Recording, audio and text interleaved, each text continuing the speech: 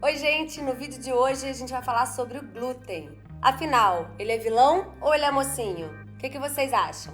Vamos descobrir?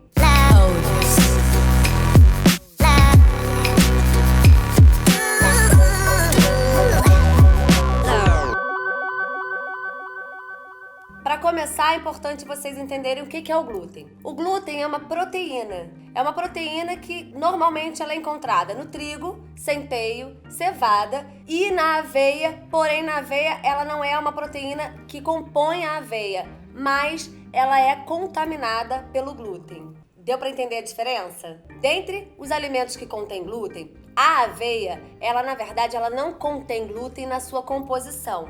Porém, no processamento da aveia, geralmente na indústria, ela é processada no mesmo ambiente que alimentos que contêm glúten. Então, atualmente a aveia acaba sendo contaminada pelo glúten. Então, de acordo com a legislação, ela acabou sendo contemplada como um alimento com glúten.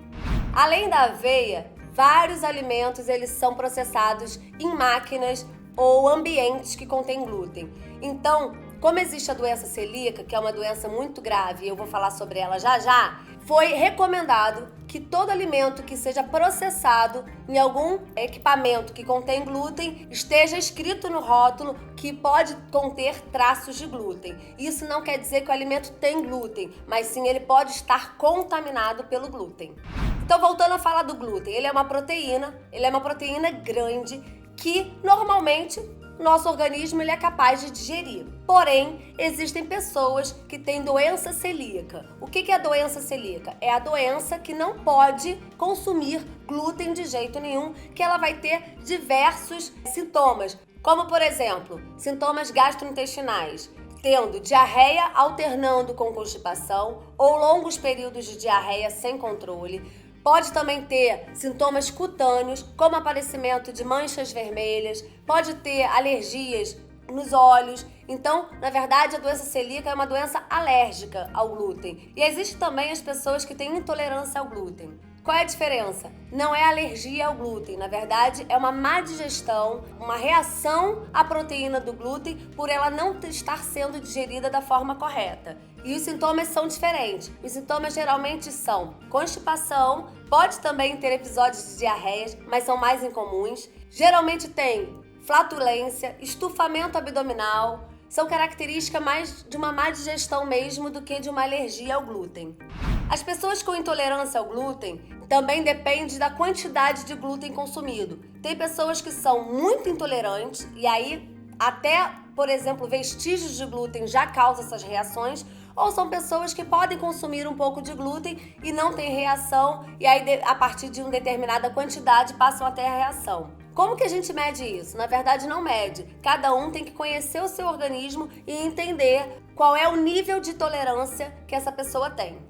Existe também uma polêmica sobre o glúten em questão da qualidade do glúten. O que acontece? Hoje no nosso país, o nosso glúten é de uma péssima qualidade.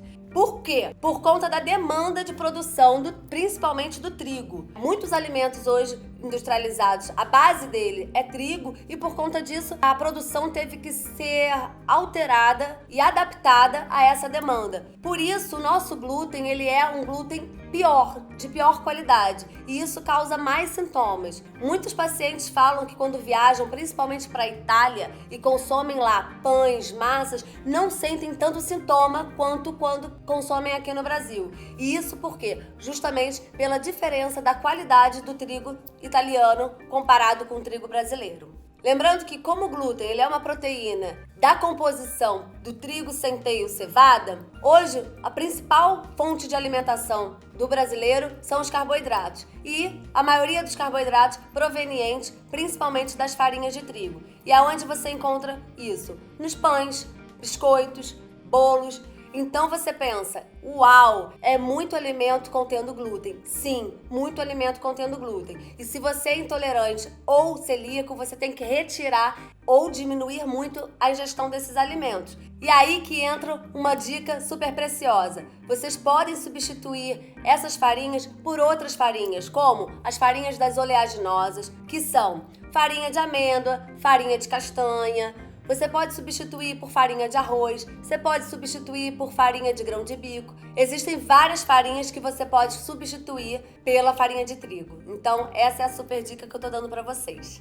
E tem um detalhe super importante. Muita gente tem feito dieta sem glúten para emagrecer. Aí eu vou ter que falar a grande verdade pra vocês. O glúten não engorda. Então, a retirada do glúten, por si só, não vai fazer você emagrecer. O que emagrece é quando você retira o glúten e aí você retira esses alimentos, pães, bolos, biscoitos, você acaba emagrecendo, mas não pela retirada do glúten, e sim pela diminuição de ingestão desses alimentos que são altamente calóricos.